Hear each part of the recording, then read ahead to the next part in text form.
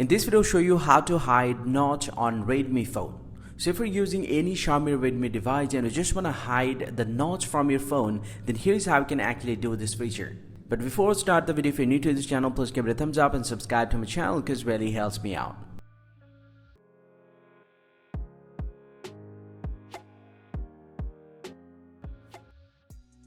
What's not to hide your phone notch, you just should open up the settings app from your Redmi phone and then scroll down a little bit and tap on notification and control center.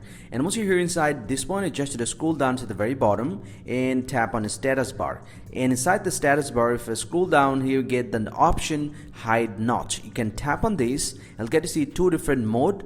So it's selected don't hide. So if you want to hide the notch, you can select the hide without moving the status bar. You can select that and he'll get to see the notch has been hidden.